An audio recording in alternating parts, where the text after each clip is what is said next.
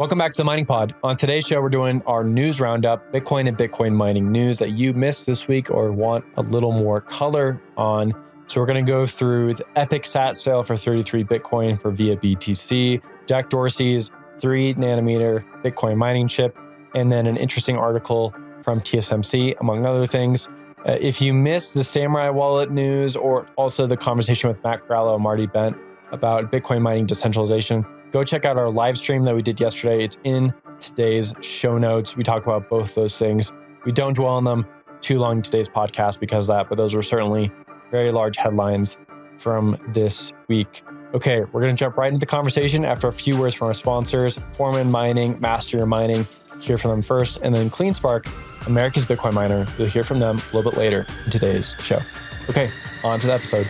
Hey listeners, let's talk about revolutionizing your mining operation with Foreman. This isn't your average management tool. It's an all-in-one solution for reducing costs and significantly boosting your revenue. Foreman brings a cutting-edge dashboard to your fingertips, empowering you with automated energy strategies. This means not only curtailing around real-time prices, but also strategically enhancing your profit margins through demand response. It's about leveraging energy efficiency to its fullest potential. With Foreman, you get a system that scales with your business, inventory management for assets, infrastructure integration, and business intelligence. Foreman elevates the cash flow and production of your entire operation. To see how Foreman can redefine your mining operation standards, visit foreman.mn.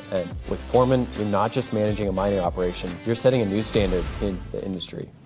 Are you a retail or institutional investor interested in Bitcoin mining companies? The Miner Mag brings you free data and analysis from all major NASDAQ-listed Bitcoin mining operations to know who stands out. Check out visualized metrics and data-dependent stories at theminermag.com. Hey, welcome back to the Mining Pod. Matt Kimmel is off today. He abandoned us. Maybe we'll see him next week. Well, we will, because we'll be in Austin for Bitcoin Plus Plus. So Charlie, Matt, and I will do our first in-person podcast together. Matt and I have done an in-person podcast together. I don't think, Charlie, you and I have done one. No, I don't think all the boys have been in the same room ever. So looking forward to our inaugural Matt, Charlie, Will IRL podcast. So see you, the Mining Pod, Austin, Texas edition. I'm looking forward to it. Yeah, the only thing in the way for me right now to get down to Austin is I paid for a Bitcoin Plus Plus ticket with Bitcoin, and I don't think the transaction has landed on chain yet. So hopefully that happens by this time next week if fee pressure can go down. Maybe I'll have to use like Slipstream or something to pay for it. Or depending on if it's RBF enabled, we could probably do our first Mining Pod RBF, official corporate RBF thing. So, but I mean, but that's a great transition because, by when this goes out on Friday, that'll be about a week since the halving. And we're recording this on Thursday. And right now, fees are quieter than what I anticipated last Mining Pod. So they yeah, really close are. up. Yeah, let's take a look at this data from Hashrate Index. Our friends over at Luxor and Hashrate Index put this together. This gives you an indicator for how much you can make mining Bitcoin. We call this hash price. It takes into a lot of different variables, but it spits out how much Bitcoin you can mine with a certain amount of hash rate per day. And we are at an all-time low, Charlie. An all-time low. I think it's around like $60 per petahash per day. Not great, but very much so expected. Halving implies we halved all our revenue, and that took a little bit to occur because we had all the runes revenue where we actually shot up towards like $110, $120 per petahash. But we're now in post-halving slump. Rune pressure has seemed to unwind. I think the chain is still a little clogged in terms of like fee pressure, but it's definitely coming down. What are your thoughts as both a Bitcoin miner exposed to hash price and then as a runes observer? Yeah, I was very happy to see fees spike. I know people who are trying to degen on runes right after the halving got hosed on the fees. There's a lot of money spent out the gate, but it's quieted down now. Please, degens start ruining again more. This is what we always anticipate after halving is profitability goes to previously unseen lows. And we're seeing that now.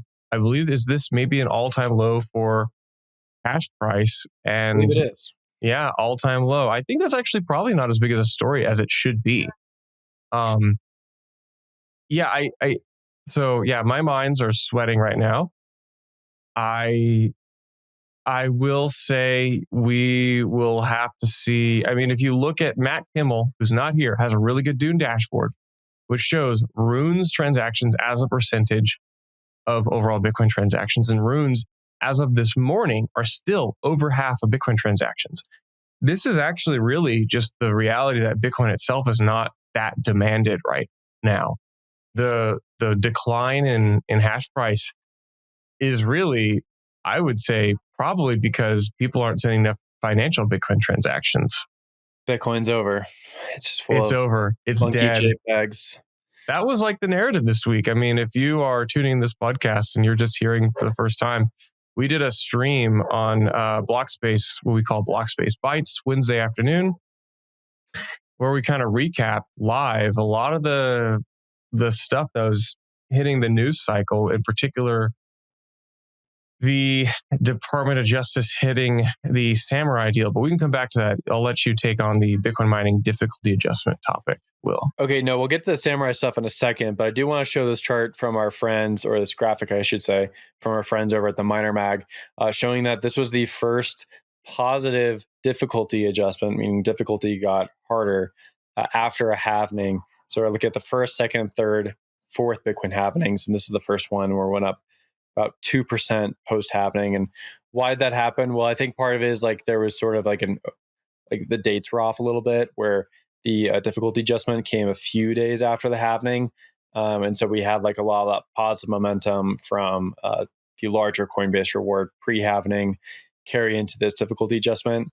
I would expect the next difficulty adjustment to be negative, especially as we see what we just talked about, hash price continue to be at all-time lows. But I did want to bring this up because it's an interesting data point to show like how strong Bitcoin price is right now and how strong the on-chain marketplace is for Bitcoin. The fact that we have a positive difficulty adjustment right after a Bitcoin halvening. Never happened before.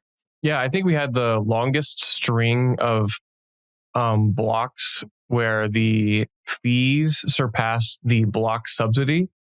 I think we had, I don't know if they're all consecutive, but we had like one of the most notable runs of about 200 blocks on Saturday and Sunday, where we had fees just consistently over the base block subsidy. That's very significant. Even if that's all runes ever are, which I think there's way more to the story, to me, that's very successful. That did about a third of all of the fees of ordinals combined from the past year, and about half of all the fees generated from BRC20 in the past year in US dollar denominated terms. So that's a very interesting observation that in a single weekend, we saw runes already get on the board for like significant fee revenue to miners. A lot of people are like fudding runes right now in the sense that like it was an overhyped event, but like that's a pretty strong metric to say it was like somewhat successsul. Yeah. Like maybe successful, it's not successful from a fee generation standpoint. We are talking our side of the book here. Yeah. I have not been very active on the runes metric, on the runes like minting or trading, but I would like to closely monitor, and you might see us on Bitcoin Season 2, where we'll take a look at like, are the runes degens actually making money? Are they up or down? That'd be a very good, interesting question to ask, because definitely the miners are up on fees from the runes. So that's half the way there. And a little more plug there. Bitcoin Season 2, Charlie does 2 shows per week. One's a live stream, one's a podcast. We talk with all people involved in Bitcoin Season 2, whether that be subscribers, L2s, Bitcoin miners, etc. So a little more in-depth technical discussions that we sometimes bleed into on this show. Okay, so we have a lot more to get into, including an Epic Sat sale, some stuff on TSMC and chip production in the US, and Jack Dorsey's block announcing its new chip. But before we get into that, we want to bring up 2 things very quickly. One, the case with Samourai, and 2, the podcast with Marty Bent and Matt Corallo. Both of those topics we actually did a live stream about yesterday, so we would push people there. We'll include a link in the show notes. This week, frankly, just had too much Bitcoin content, and we want to make sure that we stick on mining topics here. They're both, I'd say, either mining directly or mining adjacent, but we already had the conversation. So go check out those live streams with Samourai. Obviously, if you're paying attention to Bitcoin, you know about this, but if not, Samourai is a Bitcoin mixing service and wallet, and they were charged and arrested, the co-founders of Samourai, for operating a quote unquote money laundering scheme. So that news came out yesterday. Did a live stream on it. We've had Samourai on the podcast before, so our hearts go out to their families who are now dealing with this litigation and going to deal with these issues. We're going to stay up to date with that story on the podcast and the newsletter. I think it's a pretty pivotal moment for Bitcoin and privacy, so we'll definitely keep up to date with it. Now, for the Matt Corello part, again, it's on this live stream. Go check it out. Also, go watch the Marty Bent episode with him. They talk about pool decentralization. Is Bitcoin in a weak spot right now historically because of what Antpool and friends are quote unquote doing? We give a lot of thoughts on that on the live stream as well. So we won't belabor it on today's show, but go check out Marty and the live stream. In the competitive world of Bitcoin mining, one name stands out: CleanSpark, America's Bitcoin miner. At CleanSpark, efficiency isn't just a goal, it's our standard. Our sophisticated facilities are built and led by expert teams who care about Bitcoin and the communities we work in. Scale, we've mastered it. Our large-scale operations have set us apart in the industry as examples of community-oriented building. Our track record speaks for itself. We navigate the complexities of the new economy with precision and with skill, continuously achieving operational milestones. Curious about how we do it? We invite you to discover the story behind CleanSpark's success at cleanspark.com. Okay, let's take a look at this article from our friends over at the Miner Mag. Quote, ViaBTC sells fourth halving Epic Sat for 33.3 BTC. Yeah, so this is crazy. I mean, a lot of us, we're speculating what's the actual full take going to be. What's the auction going to go to? Via sold the Epic Sat. That's the first Sat after the halving. ViaBTC got that block, so they have the Sat, and that Sat sold at auction for 33.3 Bitcoin, or about $2.1 million. So very large price point, very exciting. And we finally got to actually see what one of these things is actually worth. It's notable because the auction only lasted like 24 hours or so, maybe 48 hours. And it was auctioned off on CoinEx, which is a exchange which doesn't allow for Americans to participate. Now, it is the CEO, I understand, of Via, who also owns CoinEx. So that might be why it was there. But I wonder if the actual auction mechanics perhaps neutered the overall sale price. A lot of us were speculating it would go higher. My big takeaway, and I'm going to talk about this later probably in the newsletter, which comes out when this podcast drops, is that if we actually take the all-in revenue to ViaBTC for this block, and we take the total fees, which were 37.6 Bitcoin, plus the subsidy, which is 3.125 Bitcoin, and we add the revenue from the Epic Sat sale, 33.3 Bitcoin, we get over 80 Bitcoin for all in for this one block, like block 840,000. I believe that makes this the highest revenue block in the history of Bitcoin in USD denominated terms, if we take out a couple of the fat finger events, which have historically been returned to the transaction issuer. So that puts this block right, I think, in the first place for biggest block ever, not for data, but for overall fees to the revenue to the block producer. Huge. This is great for Bitcoin miners. This is an indication of what the future looks like for on-chain transactions, whether you like them or not. This is bullish in terms of network security. The fact that we can move to a world where there is transaction fees and the Coinbase subsidy disappears. So a long debated topic. We've done this on the show many times, but can Bitcoin move from a Coinbase subsidy world to a transaction fee world? And, I think these moments, They're rare right now, but in the future, I think it's an indicator that yes, people want to build on Bitcoin. Bitcoin's brand is really strong. The liquidity is there, and builders will try to build there. And this is just, I think, one data point. Now, there is strong arguments against this. Even saw a few on Twitter this morning talking about like what a shame it was that this Epic Sat sold for 33 Bitcoin. It is Satoshi. So in the eyes of Bitcoin, Satoshi is one Satoshi. In the eyes of Bitcoin, it's really UTXO, right? It's not even a Satoshi. It's just part of a Bitcoin. It's a UTXO. So there's that. But of course, there's this whole world outside of Bitcoin, the natural world we live in, and we can define things how we want. Now, is that good or bad that we're defining it in a certain way, or some people are? I guess that remains to be seen. Arguably, this is bad for Bitcoin's fungibility or a Satoshi's or a UTXO's fungibility, meaning the ability to price one Bitcoin against one Bitcoin. If you have one Bitcoin with an Epic Sat in it, well, it's worth more than one Bitcoin, even though Bitcoin sees it as one Bitcoin. And fungibility is a very important aspect of money.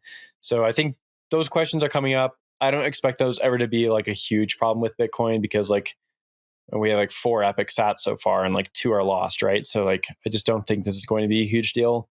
I think it'll be big to some collectors and that's about it. But for the most part, fungibility won't be an issue.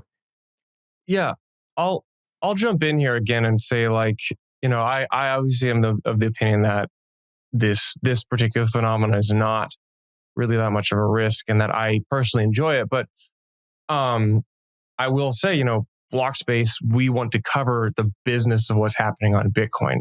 And like this represents material evolution in how Bitcoin works and is priced and how the revenue generated from the mining industry is evolving. So like, if maybe you just absolutely hate to see this particular SAT sell for 33.3, I get that. But like, this is now a major economy. This is a real revenue and a real market developing for this. We can argue till the cows come home whether it's going to be sustainable or not. But the reality is this is happening, and I think that's the most notable thing. We need to pay attention to this. This is, and if you're an analyst, this is one of the more interesting times because Bitcoins look kind of the same for a few years. Now it looks very different. A lot of interesting insights to be pulled right now. Okay, let's go to our next story, which, again, maybe arguably the story of the week, which Jack Dorsey's block announced its development of a 3 nanometer Bitcoin mining chip and is aiming for its entire own Bitcoin mining system. For those who have been paying attention to Block, aka Square, the umbrella company for Spiral BTC, their Bitcoin company, or Cash App, Square, things like that.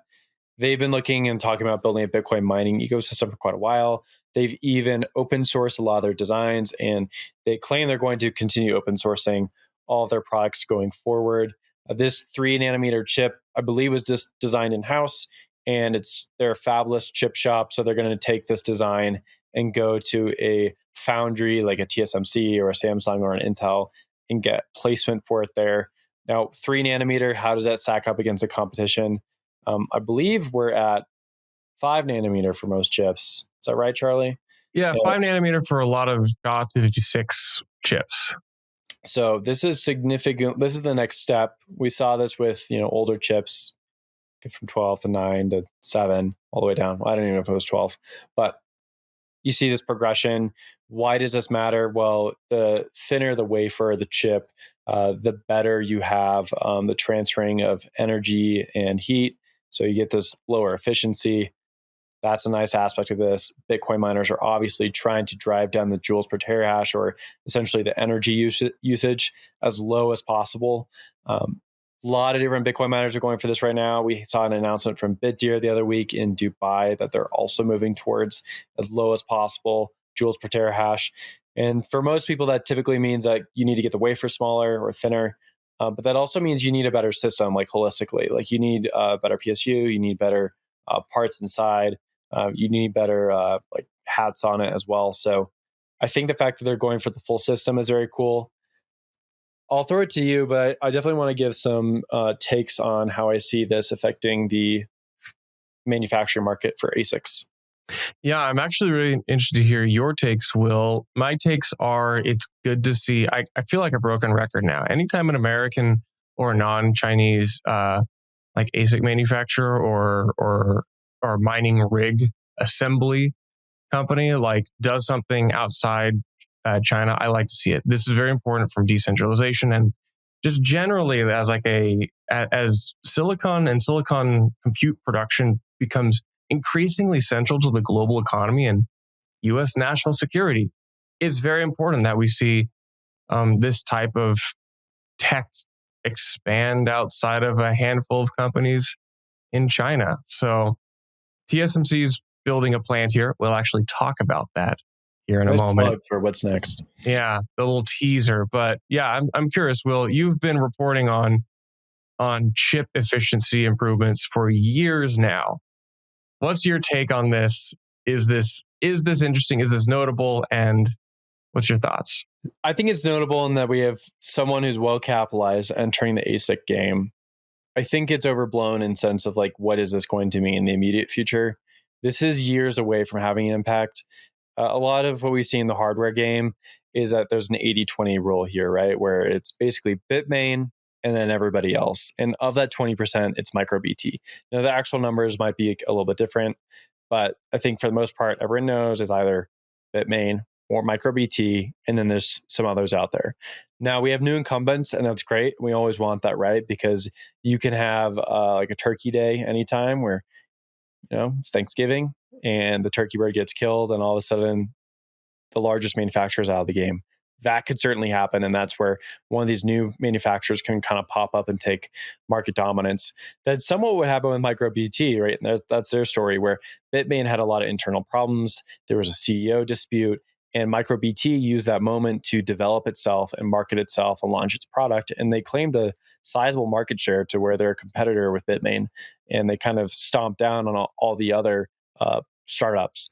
Now with like Square and Auradine and all these other new guys, I think the biggest thing is like you have to have runway, and you have to use that capital well, and then you have to start picking and choosing the miners you're going to work with and try to grow from there. The mining market is huge. The number I got from last year was that Bitmain sold about $3 billion in units, and that was just direct sales. So that's just like one revenue line they had. It's very hard to eat into that market. Think of all the different sites that are built out specifically for Bitmain gear. This is down to like the rack level, where it's like, how is my unit position on the rack to maintain airflow, to make sure that there's a hot and a cool aisle? How does this affect like all the networking gear that people have at sites? How does this affect the logistics? People go down to like the very, very details on how you're going to ship ASICs so you can have as much space as possible. And if you start swapping out units because you have a different form factor, that matters, and that's going to change people's logistics. So you can't just walk into the room and expect everyone to change their systems that have been developed for years. You really have to give someone a very, very good reason to do that. And it probably just can't be a political reason that Square Block is a US manufacturer. It needs to be cheaper. It needs to be more efficient. It needs to have something that's going to make your ops guy's life better. That's why I think it's a long-term game, right? You need to find a few miners that you can integrate with. We're seeing this with Auradine, right? Where they're strategically working with Marathon.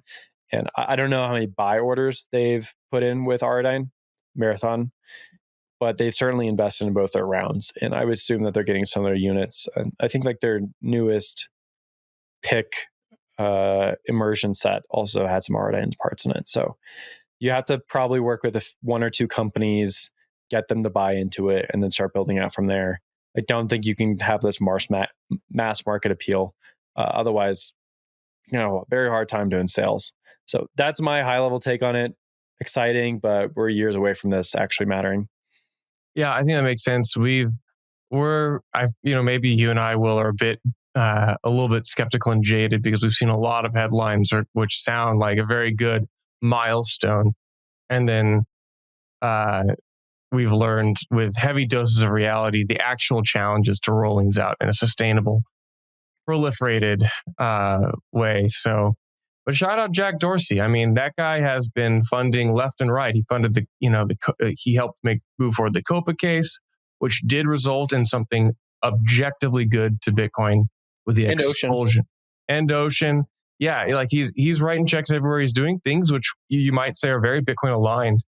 And, maybe out of the goodness of his heart, but certainly if you've made a few billion off Twitter, you can go write checks and drive forward the Bitcoin ecosystem. So thank you, Jack Dorsey.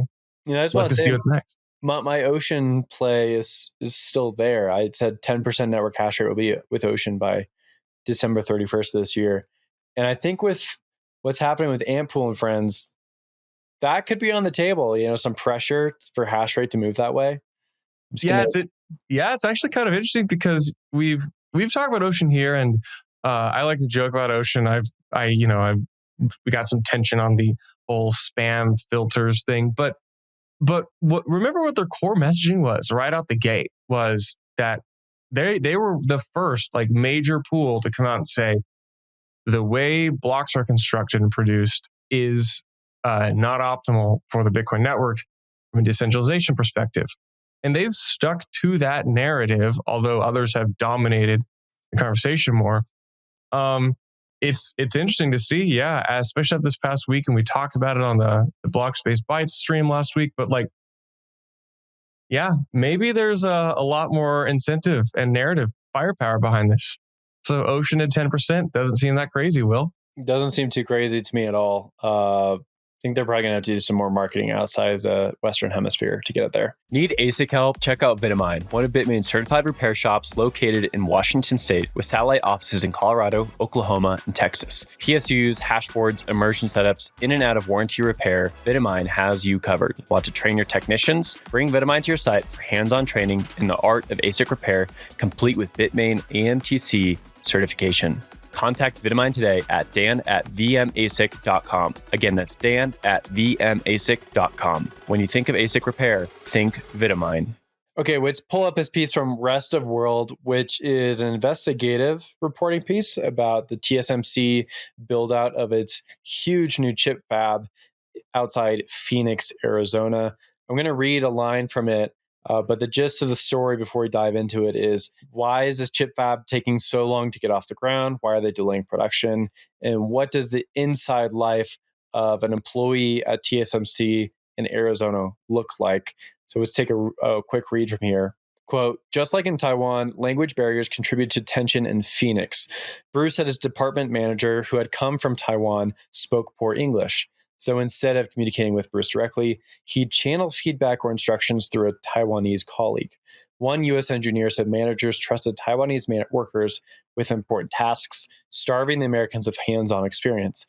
One ex-employee later joked that the biggest skills he learned at TSMC was making PowerPoint slides.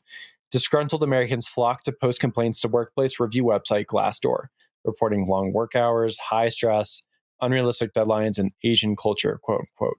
TSMC currently has a rating of 3.2 out of 5 stars on the site.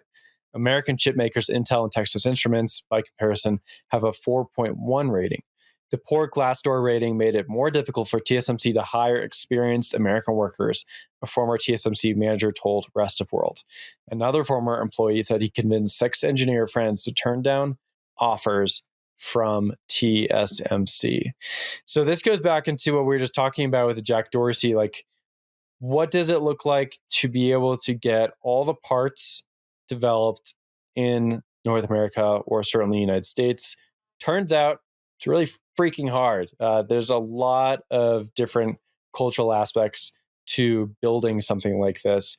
And I think it's underthought and underappreciated how hard it is to get 2 groups of very different people to work together well on what is a monolithic engineering project like chips. And this is why I'm bearish on a new ASIC provider coming out. It's going to be really hard. It's not going to be a cakewalk to get this off the ground.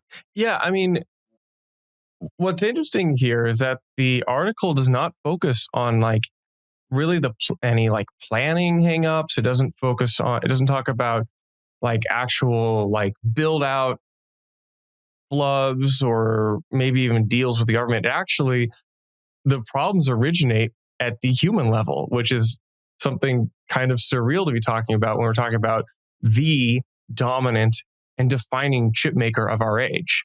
This is the future of tech, and one of their flagship sites in the United States is hamstrung by human challenge. So this is a really, really good article. If you're listening to this, I'd recommend you go and read this article. It's TSMC's Debacle in the American Desert by Rest of World is the outlet publishing it. And this is also a pretty big scoop, Will. Like, they had to dig deep and break and pierce through a lot of like veiled nature, a lot of like veiled NDAs and like, culture, which is very hard to get like an actual story out of. So this is a very deep dive story into one of, I think, the like most important economic and national security stories in of the year and maybe the decade. Actually, I think is the onshoring of foundries and chip makers to the U.S. I mean, there's tens of billions of dollars in government funding at stake, and then tens of billions of dollars from TSMC investing into this. And then, of course, like the geopolitical concerns for our small corner of the Bitcoin mining industry, which makes about 12 billion a year in revenue. We're kind of like pennies on the table in this giant game of poker. So it doesn't matter too much, but I think we can walk away from this saying it takes a really long time to get these very complex computer systems off the ground, these hardware systems. So it's going to continue to be the case for Bitcoin, even though we'd love to see a more decentralized way of making hardware. It's going to take quite a while. In terms of the scoop, yeah, big scoop. I think they said talk to 20 former employees. Pretty hard to get this kind of information, especially at these sort of companies. Very hard to get into these foundries. So it's cool to see reporting with the inside lens into something like this. A lot of the stuff in there actually didn't surprise me. Just learning about like the different work cultures. I think Americans are not well known in Asia for their work ethic. But then I think in Europe, Americans are well known for their work ethic. So it's kind of like a whole thing there, right? Just kind of depends on where you live and grow up, I suppose. But that's my last thoughts on it. Anything else before we close? Yeah, you thought 2021, the China mining ban was the end of like having to navigate the weird East and West conversation about Bitcoin, but no, we are still talking about it. In fact, I feel like we're talking about it more than ever this week with TSMC and pool block template production. Like, man, it's more important than ever to be cross-domain and cross-continent these days. When mining pod in Chinese, hopefully this year. Okay, we'll close out from there. If you enjoyed the show, you'll enjoy our other shows, the Gwart Show, which is all things crypto, Bitcoin, crossover conversations with crypto's brightest lights. Go check out that podcast. And then Bitcoin Season 2 with Charlie Spears. He talks with everyone coming up in the new Bitcoin class about what's being built on chain, from inscriptions to opcodes and much more. You can find both those shows on the blockspace.media website. Just type that into your browser or click below in the show notes, blockspace.media. Also have our newsletter, films, and much more on that website. So go and check it out. Charlie, I'll see you in Slack, I suppose. Talk later. See you on the internet, everybody.